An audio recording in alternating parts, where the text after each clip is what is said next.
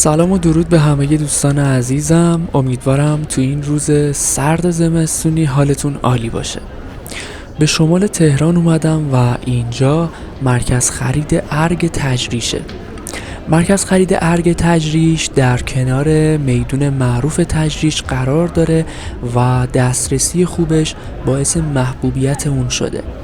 لطفاً تا آخر ویدیو همراه من باشید و اگه دوست دارید به شهرها و مکانهای دیدنی جذاب سفر کنید ویدیو رو لایک و چنل رو سابسکرایب کنید.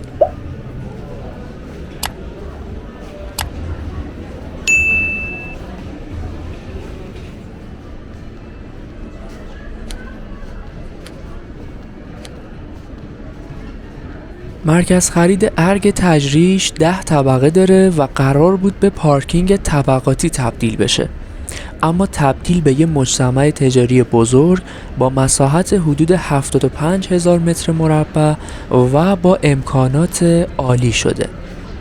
این مرکز خرید زیبا 5 طبقه تجاری و 5 طبقه پارکینگ داره که حدود 1000 خودرو ظرفیت اون هستش.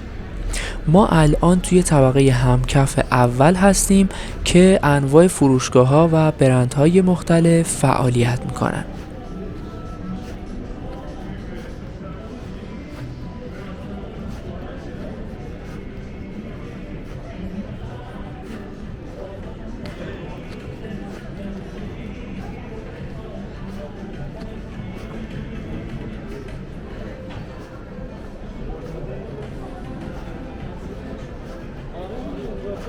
در طبقه همکف دوم، یعنی این طبقه، شما میتونید انواع محصولات برندهای ایرانی خصوصا محصولات با کیفیت چرمی رو خریداری کنید.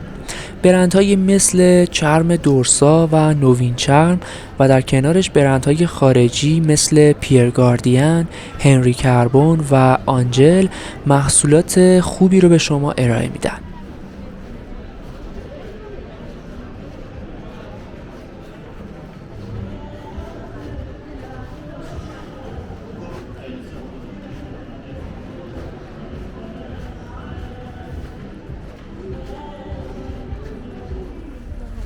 اینجا ورودی اصلی مرکز خرید ارگ تجریشه که توی خیابون سعدآباد قرار داره. همونطور که میبینید طراحی خیلی خوبی داره و نورپردازی اون توی شب واقعا زیباست. این ورودی شما رو به طبقه همکف دوم میبره.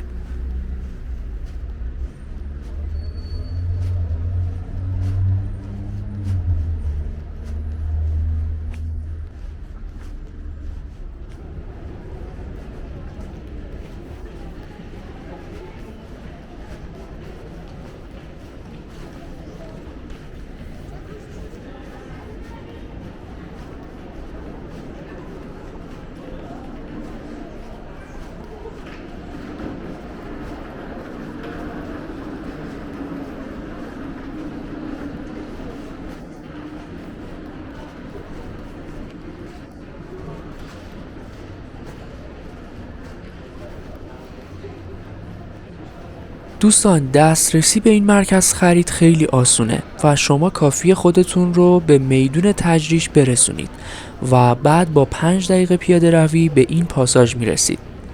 نزدیکترین ایستگاه مترو تجریشه که در خط 1 مترو تهران قرار داره.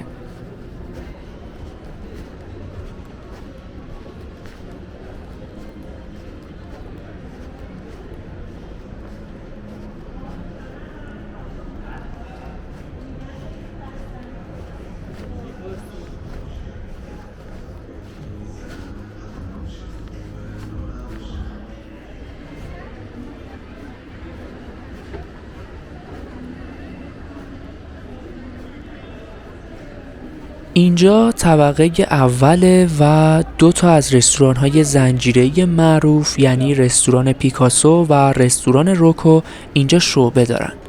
غذاها و فست‌فودهای با کیفیت این 2 تا رستوران باعث شده تا بعضی از افراد فقط برای خوردن غذا به این طبقه بیان.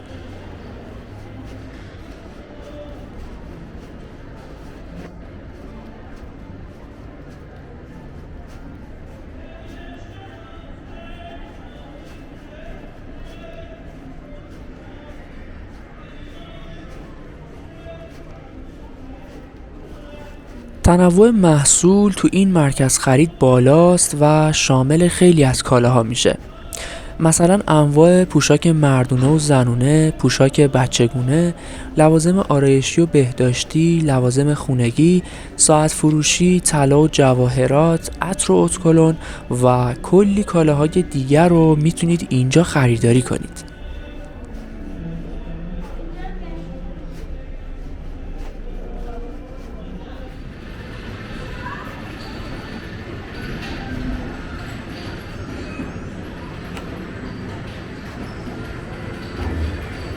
اینجا هم شهربازی فوق‌العاده جذاب مرکز خرید ارگه.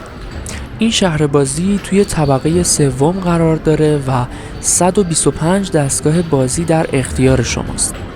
مساحت شهربازی حدود 2800 متر مربع و همه افراد با هر سنی میتونن از بازی‌های مختلف اون استفاده کنن و لذت ببرن. دوستان عزیزم، ممنون که ویدیو رو تماشا کردید.